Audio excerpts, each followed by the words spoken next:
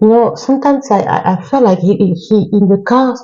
I remember one day he stopped the car. He told me like why I'm resisting him. Like I was like I don't understand my father. I'm not interested. I don't understand. I mean, I was like, what's wrong with this guy? I want I want to have nothing to do with him. But he was convinced. He had this obsession, obviously, that I was supposed to go out, have something with him, you know? And to the point where one day he went to pick me up, and in the car, he removed his clothes of priest. So he was dressed like a normal person, like like someone who is not like a person of every day. So he removed, which he was not supposed to do. He removed and he said like, if I wasn't a priest, would you like still resisting me in a way? Like I was like, I don't understand. I was like, is he really serious? But anyway, one day, because I had to cut short of this story, one day it was around, I don't know, it was the holidays, I don't know. It wasn't holidays. I found myself, I decided to go for the weekend because I had more flexibility in terms of leaving the dormitory in the weekend compared to my brother's place because they were more strict there. Compared to my brothers, because at my brothers, they were more strict there. When it comes to leaving the dormitory. At my place, they were strict, but sometimes you could just slide through the gates and disappear if you wanted. But just know that when you come back, it's not always happy because when they find out that you slept outside, you could get in trouble. But I don't know how I found myself back in my apartment for the weekend. I can't explain why, but I was alone. And there was a guy who was in the neighborhood that my brother usually talked to. He was sometimes very talkative, so I didn't like to be with him talking a lot. And also, I had a high school sweetheart. Okay, my lover at my high school was in my brother's high school where I was before at the dormitory. They were at the dormitory. So I liked that guy so, so, so much.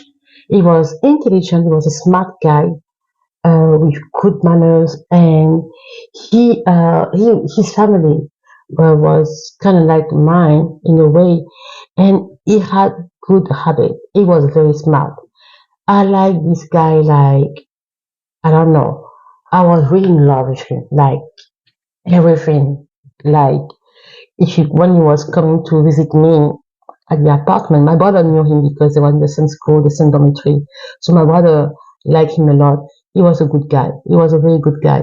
So when he was coming to visit me and we'd be working together I'm telling you, that was the time where we never did something more than just being together. There was no sexual stuff around. Never, never, never. But we knew that we were in love with each other without having to do the stuff of adult people at all. It was really love by the way he was holding my hand, by the way we were talking together for hours. Sometimes when it was time for him to leave, I didn't want him to leave. I wanted him to stay with me. That's the moment we have. Okay, we will spend hours together. Sometimes I had to leave late because I wanted him to stay with me. He was my everything at the time. He was my everything. But he was from another African country, and the thing is, he had another culture. And people told me that you cannot expect more than that because he's never going to take you more than that because he has to marry someone from his own country and his own ethnic group. So when I learned that, it was painful, but I was still in love with him so, so, so much. We didn't have to go to do stuff on the side, never. And our parent and the parent, like his parent, my brother knew that we never did something like that, and they trust us because Yeah, we knew we had the same way to do stuff, you know. So he was coming to see me. So one day the priest saw me with him walking. He was like, because we were walking in the street, like walking, we want to have fun. I mean, just walking together, talking together. And the priest, because the dormitory wasn't very far from where we were living, dormitory of the boys, so my brothers. So one day the priest would happen to go around with his car and he would see us. Like he say, you are together? And I say, yeah. So how can you be jealous of two young people? You're an idiot. You see what I mean? The other time it was my brothers. Uh, it wasn't like a friend, but they were together before. Another guy was older than me, of course, and he seems like he wants something from me too. I don't know. So he one afternoon took me to he came at home. He told me my brothers weren't there. They weren't there, so I was alone. So he was like, I can invite you to a place, and so I can invite you to my home. He was older than me. I mean, he was not like my sweetheart. He was like, okay, older than me, so he could do something that I wasn't ready for, you know. But it was nice in that sense. We went to his place. I saw his mom who was doing some business, I think. And yeah, it was nice. He took me to a place, to a supermarket, and that at the supermarket because he wanted to buy some stuff. We happened to meet the priest again at the supermarket, and he saw me with the guy. So he was like, so you are going out with guys around, and when it's me, which didn't make any sense because this guy I wasn't going out with him. He was just inviting me. Yeah, of course, I knew what he wanted from me, but I never say yes to that because I already have my high school sweetheart, you know. So anyway, he decided one night. He told me one afternoon, he called me, say, I want you to come to take your money because I think you need your pocket money, right? I say, yeah, for the month. He said, yeah, no problem. So you can come. You can come to my office this time. You can come and you tell me what you really need and how much you need.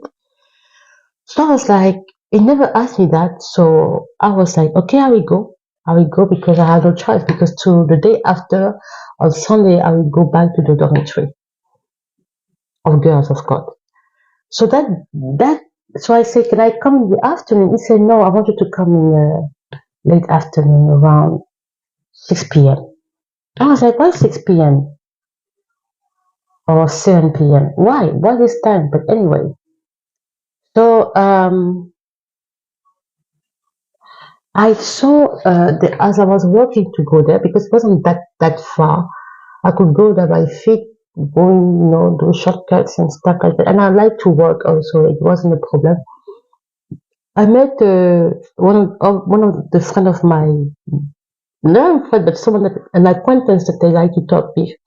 A guy who was very talkative, but then I was like that night. I don't know why I said that he would go with me.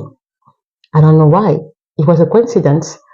So he said, "Oh, I can go with you. It's no problem." So we were walking together, and we went to the place to go meet the boys. And I went with him, and I knocked at the door of the because I didn't feel safe. I always want to bring someone with me. And we knocked at the door. I knocked at the door, and I told him, "Look, I'm here, Mister, my father. I'm here. As you say, I came to take my pocket money of the month." And he saw the guy. He said, "Another one again?" I said, "What do you mean?" He said, "What is he doing here?" The way he talked to the guy was like disrespectful. I said, "You don't talk to him like that. He's just someone that we know in my neighborhood. He came to be with me so I wouldn't be alone working."